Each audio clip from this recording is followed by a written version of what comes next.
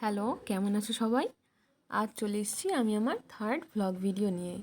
সেদিন বাড়িতে মা ছিল না, একটু মেজো মাসির বাড়িতে গিয়েছিল। কি করব, মা না বাড়িতে থাকলে এমনিই সব ফাঁকা ফাঁকা লাগে। তাই ভাইকে বললাম চল একটু মেলা থেকে ঘুরে আসি। সেই কথা মতো দুজনে বেরিয়ে পড়েছিলাম রথের মেলার উদ্দেশ্যে। রাস্তাঘাট সেই দিন সব ফাঁকা থাকলেও মেলায় কিন্তু সেই ভিড়। স্কুটি নিয়ে ঢোকা তো প্রায় অসম্ভবই হয়ে যাচ্ছিল। আমাদের বারুইপুরে রথের মেলাটা হয় বারুইপুর রাসমাঠে পুরাতন বাজারে। মেলা তো পুরো শুকনো ছিল সেদিন, কোনো কাদা ছিল না। অন্যান্যবার রথের মেলায় গেলে যে কাদাটা হয় বৃষ্টিটার জন্য, এবারে সেই হ্যাজাটে আর পড়তেই হয়নি। আর একটা জিনিস গিয়ে লক্ষ্য করলাম যে এবারে মেলায় খেলার দোকানটা একটু কম বসেছিল। সবচেয়ে তো আমার ভালো লাগে এই জিলিপি গজার দোকানগুলো, না খেলেও দেখতেই যেন ভালো লাগে। তো মেলায় গিয়ে প্রথমে আমরা গিয়েছিলাম মা আনন্দময়ীর মন্দিরে।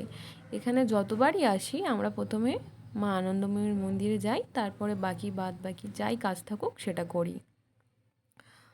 তো এই হচ্ছে আনন্দময়ী মার মন্দিরে ঢোকার গেট। এটা আসলে মন্দির বলবো না, এটা একটা জমিদার বাড়ি। আমাদের বারুইপুরের চৌধুরী বাড়িও বলা হয়, আবার জমিদার বাড়িও বলা হয়। প্রথমেই আমরা গিয়েছিলাম, এটা হচ্ছে দুর্গা মন্দির। এটা হচ্ছে ভেতরে ঢুকে মেন এন্ট্রান্সটার উল্টো দিক। মা আনন্দময়ীর মন্দিরে যাই, সেখানে গিয়ে আগে প্রণাম করি, তারপরে আমি আর আমার ভাই যাই মেলাতে। খুব সুন্দর জায়গাটা, প্রচণ্ড নস্টালজিক লাগে। এই বাড়িটাই জমিদার বাড়ির লোকেরা থাকে এখনও। পুরো একটা দালান ঘিরে, আর সামনে মায়ের মন্দির। মন্দির থেকে বেরোতে বেরোতে একটু সন্ধে হয়ে গেছিলো।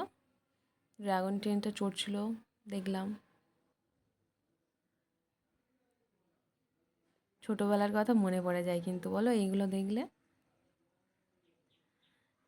যাই হোক, বিকেলের তুলনায় কিন্তু সন্ধেবেলায় ভিড়টা একটু পাতলা হয়ে এসেছিল।